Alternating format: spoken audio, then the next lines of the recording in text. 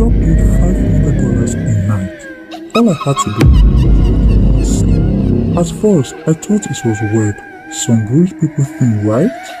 Creepy, yeah, but easy money. I should have known something was wrong when I read the final rule. If the woman sits up, leave immediately. My name is Daniel. 3 months ago, I was broke, behind on rent and surviving off instant noodles and cheap coffee. I had been applying for jobs non-stop. Nothing came out. So one night around 1 a.m., while scrolling through random listings online, I found a strange ad. Night observer needed. Simple overnight work. No experience required. Cash paid daily. $500 per shift. I honestly thought it was fake, but desperation makes you ignore red flags. I messaged the number. The reply came instantly, almost immediately. I was surprised. They sent me an address and out on the outskirts of town and asked me to arrive before midnight. That was it.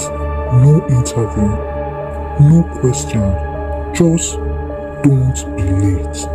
I almost backed out on the way twice. As the house sat alone at the end of a narrow road, surrounded by dead trees, no nearby houses, no light except one dim lamp above the front door. The place looked abandoned. Paint peeling off the walls, broken fence, dark windows staring at me like empty eyes. I knocked once, nothing. Then the door slowly opened by itself. An old man stood there, tall, thin, perfectly still. His face looked pale under the hallway light. Not sick pale, more like lifeless. He didn't smile, didn't greet me. He just stared for a few seconds before stepping aside. "You're late," he said. I checked my phone, 11:58 p.m. I followed him inside. The house smelled strange, like dust and something rotten hidden deep inside the walls. The old man led me downstairs into a small security room, lit by old computer monitors. There were 6 camera feeds. Every room showed different parts of the house, but one monitor was larger than the others. Camera 3, a woman sleeping in a bedroom. She looked young, maybe late 20s, long black hair spread across the pillow, completely motionless. The old man finally spoke again. "Your job is simple. What happened to sunrise?" I laughed nervously. "That's it?" He nodded slowly, then he handed me a sheet of paper. Rules. I remember every single one. The rule says, do not leave the security room, do not speak to the woman, do not answer if she calls your name. That made me pause. Then I read the last rule. If the woman sits up, leave immediately. I looked back at him. What happens if she sits up? The old man stared at me, silently for several seconds. Then he said something that still makes me sick thinking about it. "You will know." And then he left upstairs, locked the door behind him. The first hour was boring, painfully boring. The woman didn't move, not even once. I kept checking if the camera had frozen, but every now and then I did see tiny movement. The blanket shifting slightly, her fingers twitching, breathing. At around 2:13 a.m., the light flickered. Every monitor glitched at once.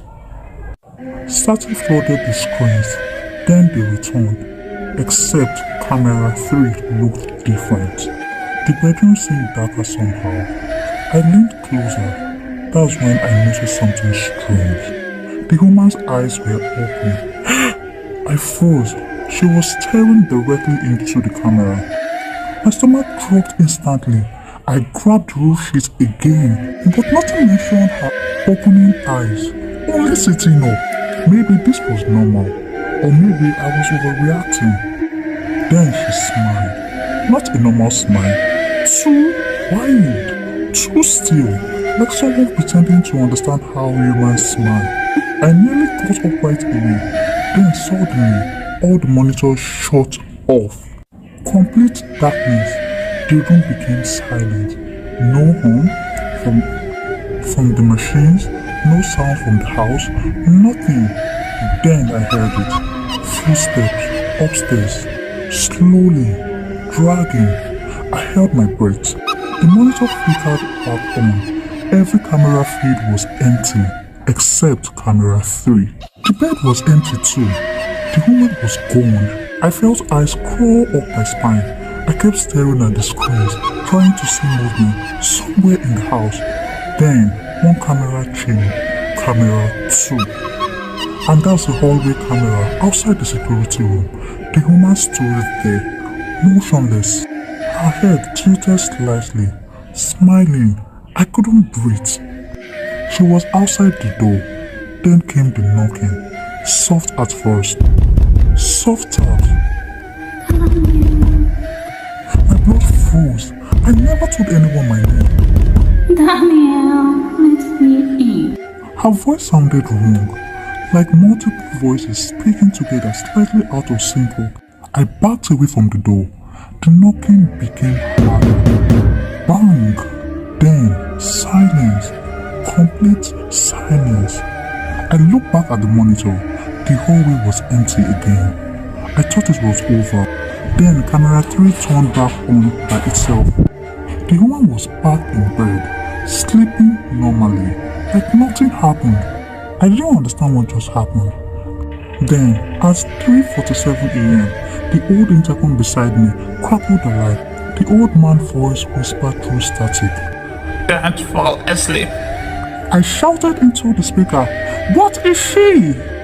No answer, just static. Then, every monitor suddenly showed camera 3. The woman sleeping. 6 identical screens at the exact same moment. She sat upright. Every screen glittered violently. The light exploded above me. Darkness swallowed the room. And then, I heard movement behind me. I turned slowly. She was standing inside the security room. Impossible! Up close, skin pale grey, eyes completely empty, smile striking brighter than humanly possible. I stumbled backward. She tilted her head, then whispered, You look away. The door locked behind me suddenly. I ran. I don't even remember reaching the stairs. I sprinted through the house. While hearing footsteps crawling behind me, unnaturally fast. Not running, not crawling, like spider legs scrabbling through the floor. I reached the front door and threw myself outside. Cold air hit my lungs. I kept running until I reached the road. Never looked back. Never. The next morning, I convinced myself it had all been some elaborate prank, sleep deprivation, hallucinating, something explainable until I checked my phone. $5,000 had been transferred into my account. No sender name, no transaction history, just the money. I almost deleted everything and moved on with my life. Then later that night, I got another message. Unknown number, only one sentence. She enjoyed watching me. And attached beneath it was a live camera feed of my bedroom, showing me reading the message. While behind me, something stood in the darkness.